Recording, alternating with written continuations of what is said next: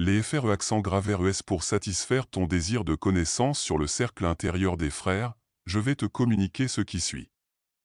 Ne demande pas qui sont les personnes qui ont écrit ces lettres, juge la valeur de ces écrits sur leur propre mérite. Considère l'esprit avec lequel elles ont été écrites et pas seulement les mots.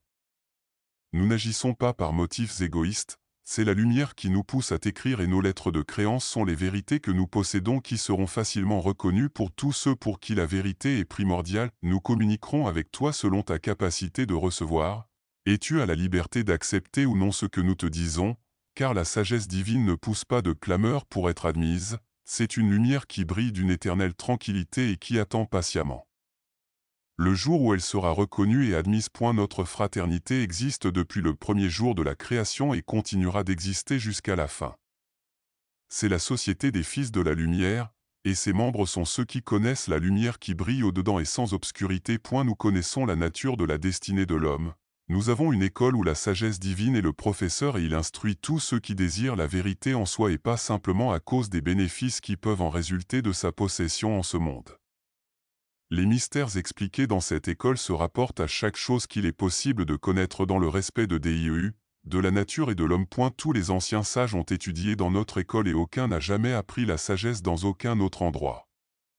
Parmi ces membres sont ceux, aussi, qui habitent d'autres mondes distincts du nôtre. Ils répandent la vérité dans l'univers entier, mais un seul esprit les unit, et parmi eux les différences d'opinion n'existent pas. Ils étudient tous le livre unique, et la méthode d'étude est la même pour tous. Notre société est composée des élus ou de ceux qui cherchent la lumière et peuvent la recevoir, et celui qui possède la plus grande réceptivité à cette lumière est notre chef. L'endroit de notre réunion est connu de façon intuitive pour chaque membre et facilement rejoint de tous, sans considération de leur lieu de résidence. C'est très près, mais néanmoins caché des yeux du monde, et qui n'est pas un initié ne peut le trouver. Ceux qui peuvent entrer sont ceux qui sont mûrs. Ceux qui ne le sont pas doivent attendre. Notre ordre à 3 degrés. Le premier est atteint par la puissance de l'inspiration divine, le second par l'illumination interne, et le troisième, le plus élevé, par la contemplation et l'adoration. Dans notre société il n'y a ni dispute, ni controverse, ni spéculation, ni sophisme, ni doute, ni scepticisme, et celui à qui est offerte la plus grande opportunité de faire le bien est le plus heureux d'entre nous. Nous sommes en possession des plus grands mystères, cependant nous ne sommes pas une société secrète car nos secrets sont un livre ouvert à quiconque, afin de découvrir celui qui a la disposition d'y lire. Le secret n'est pas dû au fait que nous n'ayons qu'un mince désir d'enseigner, il est dû au manque de volonté de ceux qui nous demandent de les enseigner. Nos secrets ne peuvent être achetés pour de l'argent, ni être démontrés publiquement. Ils ne sont compris que de ceux dont les cœurs sont capables de recevoir la sagesse et l'amour fraternel et chez qui ces puissances ont commencé à s'éveiller. Celui chez qui le feu sacré s'est manifesté est heureux et satisfait. Il perçoit la cause de la misère humaine et l'inévitable nécessité du mal et de la souffrance. Sa claire vision lui permet de voir les fondations de tous les systèmes religieux et de les reconnaître comme des modifications des vérités relatives qui n'ont pas encore trouvé leurs équilibres à cause des fervents des différents systèmes qui n'ont pas acquis la connaissance nécessaire. L'humanité vit dans un monde de symboles dont le sens n'est pas encore compris de l'homme, mais le jour approche où l'esprit vivant dans ces symboles sera connu de l'ensemble et les mystères sacrés révélés. La connaissance parfaite de DIEU, la connaissance parfaite de la nature et la parfaite connaissance de l'homme sont les 3 lumières de l'autel de la vérité qui éclairent le sanctuaire du temple de la sagesse. Il n'y a qu'une religion fondamentale et qu'une seule fraternité universelle. Les aspects extérieurs, les systèmes et les associations religieuses ne sont que le fourreau sous lequel une portion de la vérité reste cachée, et ces choses de l'extérieur ne sont des vérités que dans la mesure où elles représentent les vérités qu'elles contiennent. Elles sont nécessaires pour ceux qui n'ont pas encore acquis le pouvoir de reconnaître la vérité invisible et sans forme, à moins qu'elle ne soit représentée par un symbole, pour leur faire comprendre peu à peu que la vérité existe, même si elle leur est invisible. De cette façon, une place est faite pour la naissance de la croyance qui servira en une sorte de base d'où commenceront à se développer leur foi ou leur connaissance spirituelle, mais si les aspects extérieurs d'un sentiment religieux représentent des vérités intérieures qu'on ne trouve pas dans ces mystères, alors ces aspects ne représentent qu'une moquerie impudente. De telles erreurs sont nombreuses dans les formes et les théories qui existent, car les théories ne sont vraies que de façon relative et la vérité absolue, infinie, ne peut être circonscrite dans une forme limitée. Les hommes ont confondu la forme et l'esprit, le symbole et la vérité, et de cette confusion un nombre infini d'erreurs a jailli. Ces erreurs ne peuvent pas être corrigées par la dénonciation, par des controverses échauffées ou en adoptant une attitude hostile envers ceux qui vivent dans l'erreur. L'obscurité ne disparaîtra pas si on la combat par des armes, c'est la lumière qui vaincra les ténèbres, et où pénètre la connaissance, cesse l'ignorance. Dans ce siècle qui commence, la lumière apparaîtra.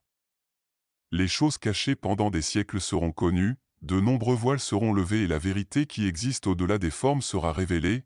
L'humanité en un tout se rapprochera de Dieu. Nous ne pouvons pas dire maintenant pourquoi cela se produira dans ce siècle, nous nous limiterons à dire que pour chaque chose, il y a un temps et un lieu et que tout dans l'univers est réglé par la loi divine d'ordre et d'harmonie. Vient en premier le symbole, puis l'explication du symbole, et après ceci, la vérité elle-même nous parviendra et sera connue de nous de la même manière que nous percevons l'arbre après que sa graine ait germé, la graine, symbole qui contient toutes les caractéristiques de l'arbre. Notre devoir est de porter notre aide lors de la naissance de la vérité pour ouvrir les coquilles qui contiennent la vérité, faisant renaître partout les hiéroglyphes morts. Nous agissons ainsi non pas pour notre propre puissance, mais pour la puissance de la lumière qui agit en nous comme dans un instrument. Nous n'appartenons à aucune secte. Nous n'avons pas d'ambition à satisfaire, nous ne voulons pas être connus, nous ne sommes pas non plus de ceux qui, essayeraient de l'état actuel des choses, désirent gouverner en imposant leurs opinions à l'humanité. Nous ne sommes influencés par personne, par aucun parti, nous n'espérons pas non plus avoir des gains par nos besognes. Nous possédons la lumière qui nous permet de connaître les mystères de la nature les plus profonds, et une force, un feu qui nous nourrit et par lesquels nous pouvons travailler sur toutes les choses qui existent dans la nature. Nous possédons la clé de tous les secrets et la connaissance qui relie notre planète aux autres mondes. Notre connaissance est une connaissance universelle, car elle embrasse l'univers entier et sa mémoire remonte au premier jour de la création. Nous sommes en possession de tous les livres de la sagesse anciens. Tout dans la nature est subordonné à notre volonté, car notre volonté n'est qu'une avec l'esprit universel qui est la force motrice de tout l'univers et l'éternelle source de toute la lumière. Nous n'avons pas besoin de renseignements venus des hommes ou des livres, car nous avons le pouvoir de percevoir tout ce qui existe et de lire dans le livre de la nature où il n'y a pas d'erreur. Dans notre école tout est enseigné, car la lumière qui a tout engendré est notre professeur. Nous pourrions te parler des grandes merveilles que nous connaissons qui sont complètement hors de portée de la plus érudite de nos philosophies actuelles, comme le soleil est au-delà de la terre, mais qui sont aussi près de nous que la lumière de l'esprit est près de l'esprit d'où elle émane, mais il n'est pas de notre intention d'exciter ta curiosité. Nous désirons faire naître en toi une soif de sagesse et une faim d'amour fraternel afin que tu puisses ouvrir tes yeux à la lumière et contempler, par toi-même, la vérité divine. Ce n'est pas en correspondant avec nous, en te tenant près de nous, que ta compréhension s'ouvrira, c'est par la puissance de la vérité qui pénètre dans le cœur, c'est l'époux divin de l'âme qui frappe à la porte, et nombreux sont ceux qui n'ont garde de lui ouvrir, car ils sont plongés dans les illusions de la vie extérieure. Désires-tu devenir membre de notre société? Si oui, pénètre dans ton propre cœur. Veux-tu connaître les frères? Si oui, apprends à connaître la divinité qui se manifeste à travers toi, dans ta propre âme. Cherche en toi ce qui est parfait, immortel, immuable, et quand tu l'auras trouvé, tu seras entré dans notre société et tu nous connaîtras. Les FRE accent grave RES pour satisfaire ton désir de connaissance sur le cercle intérieur des frères, je vais te communiquer ce qui suit. Ne demande pas qui sont les personnes qui ont écrit ces lettres, juge la valeur de ces écrits sur leur propre mérite. Considère l'esprit avec lequel elles ont été écrites et pas seulement les mots. Nous n'agissons pas par motifs égoïstes, c'est la lumière qui nous pousse à t'écrire, et nos lettres de créance sont les vérités que nous possédons qui seront facilement reconnues pour tous ceux pour qui la vérité est primordiale. Nous communiquerons avec toi selon ta capacité de recevoir, et tu as la liberté d'accepter ou non ce que nous te disons, car la sagesse divine ne pousse pas de clameur pour être admise, c'est une lumière qui brille d'une éternelle tranquillité et qui attend patiemment le jour où elle sera reconnue et admise. Notre fraternité existe depuis le premier jour de la création et continuera d'exister jusqu'à la fin. c'est la société des fils de la lumière, et ses membres sont ceux qui connaissent la lumière qui brille au-dedans et sans obscurité. Nous connaissons la nature de la destinée de l'homme.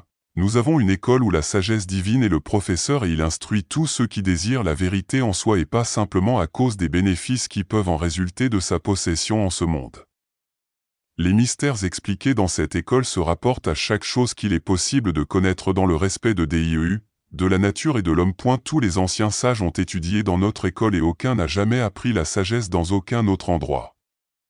Parmi ces membres sont ceux, aussi, qui habitent d'autres mondes distincts du nôtre. Ils répandent la vérité dans l'univers entier, mais un seul esprit les unit, et parmi eux les différences d'opinion n'existent pas. Ils étudient tous le livre unique, et la méthode d'étude est la même pour tous. Notre société est composée des élus ou de ceux qui cherchent la lumière et peuvent la recevoir, et celui qui possède la plus grande réceptivité à cette lumière est notre chef. L'endroit de notre réunion est connu de façon intuitive pour chaque membre et facilement rejoint de tous, sans considération de leur lieu de résidence. C'est très près, mais néanmoins caché des yeux du monde, et qui n'est pas un initié ne peut le trouver. Ceux qui peuvent entrer sont ceux qui sont mûrs. Ceux qui ne le sont pas doivent attendre. Notre ordre à 3 degrés. Le premier est atteint par la puissance de l'inspiration divine, le second par l'illumination interne, et le troisième, le plus élevé, par la contemplation et l'adoration. Dans notre société il n'y a ni dispute, ni controverse, ni spéculation, ni sophisme, ni doute, ni scepticisme, et celui à qui est offerte la plus grande opportunité de faire le bien est le plus heureux d'entre nous. Nous sommes en possession des plus grands mystères, cependant nous ne sommes pas une société secrète car nos secrets sont un livre ouvert à quiconque, afin de découvrir celui qui a la disposition d'y lire. Le secret n'est pas dû au fait que nous n'ayons qu'un mince désir d'enseigner, il est dû au manque de volonté de ceux qui nous demandent de les enseigner. Nos secrets ne peuvent être achetés pour de l'argent, ni être démontrés publiquement. Ils ne sont compris que de ceux dont les cœurs sont capables de recevoir la sagesse et l'amour fraternel et chez qui ces puissances ont commencé à s'éveiller. Celui chez qui le feu sacré s'est manifesté est heureux et satisfait. Il perçoit la cause de la misère humaine et l'inévitable nécessité du mal et de la souffrance. Sa claire vision lui permet de voir les fondations de tous les systèmes religieux et de les reconnaître comme des modifications des vérités relatives qui n'ont pas encore trouvé leurs équilibres à cause des fervents des différents systèmes qui n'ont pas acquis la connaissance nécessaire. L'humanité vit dans un monde de symboles dont le sens n'est pas encore compris de l'homme, mais le jour approche où l'esprit vivant dans ces symboles sera connu de l'ensemble et les mystères sacrés révélés. La connaissance parfaite de Dieu, la connaissance parfaite de la nature et la parfaite connaissance de l'homme sont les 3 lumières de l'autel de la vérité qui éclairent le sanctuaire du temple de la sagesse. Il n'y a qu'une religion fondamentale et qu'une seule fraternité universelle. Les aspects extérieurs, les systèmes et les associations religieuses ne sont que le fourreau sous lequel une portion de la vérité reste cachée, et ces choses de l'extérieur ne sont des vérités que dans la mesure où elles représentent les vérités qu'elles contiennent.